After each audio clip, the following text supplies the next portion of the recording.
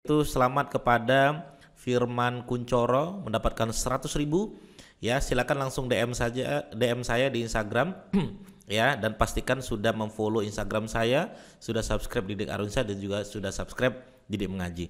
Terima kasih Mas Firman Kuncoro. Terima kasih ya sudah serutin komen di Instagram dan juga di YouTube. Bagi teman-teman yang pengen mendapatkan 100.000, saran saya silakan perbanyak aja komennya. Halo teman-teman semua, di video kali ini saya pengen berbagi dan juga menjawab sebuah pertanyaan. Mas Didik, kenapa website saya tidak juga terindeks padahal sudah 5 hari sampai 7 hari? Apa sih penyebabnya semua itu? Maka teman-teman tonton aja video ini sampai selesai.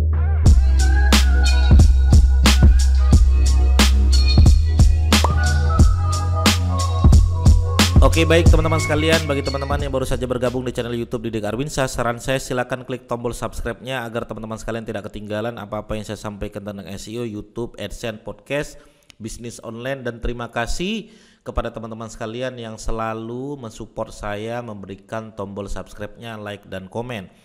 Dan juga terima kasih ya, ini pengumuman pemenang pertama, yaitu selamat kepada Firman Kuncoro mendapatkan 100.000 ya. Silakan langsung DM saja, DM saya di Instagram ya, dan pastikan sudah memfollow Instagram saya, sudah subscribe Didik Arunsyah dan juga sudah subscribe Didik Mengaji. Terima kasih Mas Firman Kuncoro. Terima kasih ya sudah serutin komen di Instagram dan juga di YouTube. Bagi teman-teman yang pengen mendapatkan 100.000, saran saya silakan perbanyak aja komennya. Pastikan saya sering-sering melihat komen teman-teman sekalian, karena saya akan memberikan THR setiap hari rencananya ya, insyaallah kepada teman-teman sekalian untuk ya jajan teman-teman sekalian selama Ramadan ini ya. Oke, kita lanjut teman-teman sekalian. Baik, ini ada pertanyaan menarik ya, Mas Didik, kenapa sih website saya tidak terindeks sudah 5 hari, sudah 7 hari? Itu penyebabnya apa? Baik teman-teman sekalian, kita akan bedah ya. Penyebab tidak terindeks ya, ini harus kita bedah ini teman-teman sekalian ya. Ini pertama penyebab ya, penyebab tidak terindeks ya. Tidak terindeks ya. Maksudnya terindeks itu gimana Mas Didik? Terindeks itu begini teman-teman sekalian. Contoh misalnya ya. Contoh misalnya saya buka google.com ya. Jadi teman-teman misalnya site titik 2. Masukkan websitenya, misalnya website saya didikarunsyah.com, enter. Nah, kalau terindeks itu ada seperti ini teman-teman sekalian, ada linknya. Tapi kalau misalnya didikarunsyah SEO.com misalnya. Nah, kalau tidak ada muncul sesuatu, berarti dia belum terindeks gitu kan ya.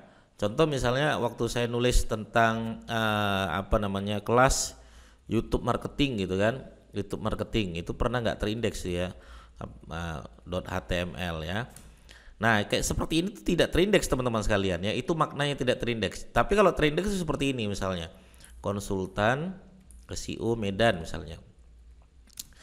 Nah kalau seperti ini dia terindeks namanya ya. Jadi teman-teman ya, cara ngeceknya adalah ya, teman-teman ngeceknya seperti ini. Ya, cara ngeceknya adalah teman-teman buka google.com ya, kemudian ketik seperti ini ya, site titik 2, masukkan websitenya. Ya, misalnya websitenya atau URL-nya, masukkan URL-nya. Nah, gitu ya.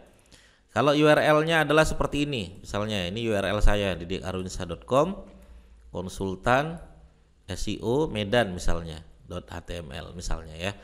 Nah, cara ngeceknya gimana di Google? Cara ngeceknya teman-teman copy aja ya, tulis google.com seperti ini, set titik 2, pas tekan. Nah, HTTPS nya sama titik 2 sama garis miring 2 kalinya dihapus aja teman-teman sekalian, enter. Nah, kalau muncul seperti ini berarti dia terindeks. Kalau tidak ada muncul kosong berarti dia belum terindeks. Nah, pertanyaannya adalah kenapa itu bisa terjadi? Ada yang terindeks cepat, ada yang tidak terindeks dan lain sebagainya. Nah, baik, kita akan bedah teman-teman sekalian. Jadi pihak Google itu memberikan konfirmasi seperti ini yang wajib teman-teman pahami ini. Ya, kita akan baca sama-sama teman-teman sekalian ya. Inilah penyebab yang menyebabkan kita tidak terindeks. Apa itu? Pertama, halaman tidak boleh dikenai tindakan manual atau masalah hukum apapun. Oke? Jadi tidak boleh dikenai tindakan manual atau masalah hukum ya. Tidak boleh kena hukum lah ya. Kena masalah ya, masalah hukum. Ya. atau tindakan manual. Maksudnya gimana nih Mas Didik tindakan manual gitu kan? Nah, tindakan manual itu seperti ini teman-teman sekalian. Jadi ketika teman-teman nulis artikel bermain di wilayah kuantitatif, ya, misalnya teman-teman nulis sih,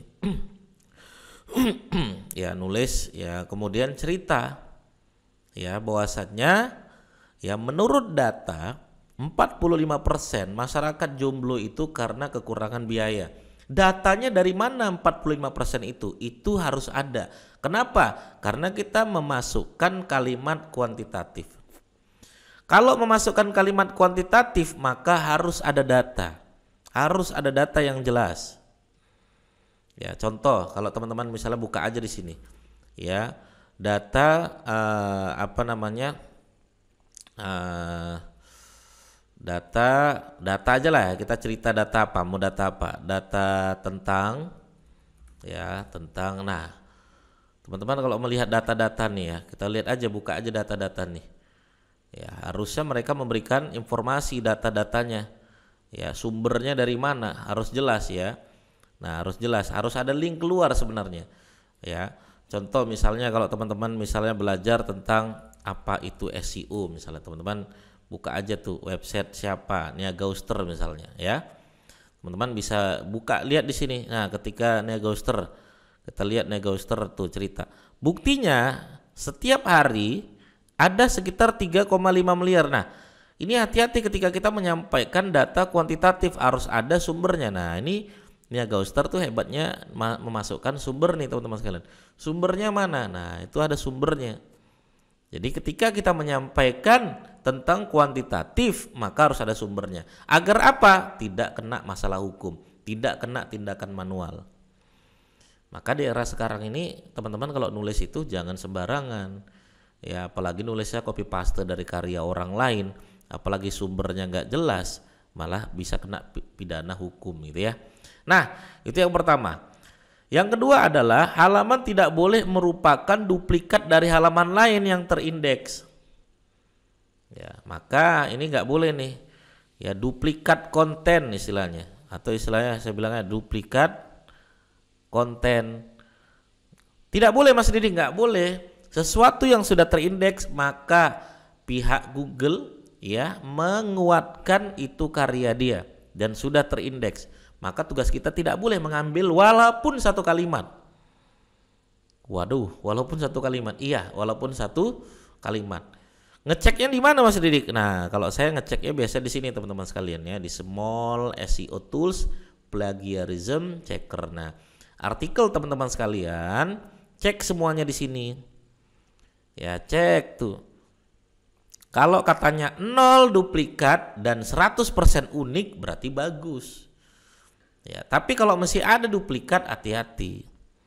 Ya, kenapa? Karena Google bilang sendiri tidak boleh duplikat dari halaman lain yang diindeks. Harus unik atau dipilih sebagai versi kanonis dari serangkaian halaman serupa. Ya, jadi teman-teman pastikan tidak boleh ya duplikat. Makanya jangan pernah ngambil tulisan-tulisan orang lain. Kalaupun kita menulis dan tidak sengaja mengutip kalimat-kalimat orang lain, ya biasanya nanti kena duplikat. Tetap harus dicek. Nah sekarang pertanyaannya begini, Mas Didi, bagaimana kalau misalnya kutipan seseorang, orang penting, misalnya Pak Jokowi, ya kita sebagai pembawa berita nih, ya Pak Jokowi ngomong bla bla bla, kan nggak boleh itu kita. Ya kalau masalah ya petikan-petikan itu boleh. Ya, misalnya Pak Jokowi mengatakan bla bla bla, itu nggak boleh diganti-ganti, harus sama, ya. Nah itu boleh. Sama halnya ketika YouTube, intro tuh gimana dong? Apakah kena duplikat intro? Apakah kena konten yang berulang? Tidak. Intro, outro itu masih dimaafkan. Kutipan juga sama, masih dimaafkan. Oke, yang ketiga adalah halaman harus berkualitas cukup tinggi. Oke, kita tulis ini. Halaman harus berkualitas cukup tinggi. Ingat loh ya, nggak sekedar berkualitas saja, tapi berkualitas cukup tinggi. Makanya sekarang banyak orang menggunakan istilahnya yaitu artikel-artikel sembarangan aja, nggak menarik ya, pokoknya di spin aja dan lain sebagainya. tidak mendapatkan kualitas yang cukup tinggi, maka itulah salah satu penyebab tidak terindeks. Nah, maka teman-teman sekalian, kalaupun nanti seandainya kok belum terindeks, coba dicek apakah kena masalah ketiga ini, apakah duplikat konten, apakah teman-teman kena tindakan manual, apa benar emang artikelnya tidak berkualitas. Ya, biasanya salah satu dari ini. Coba teman-teman dicek lagi.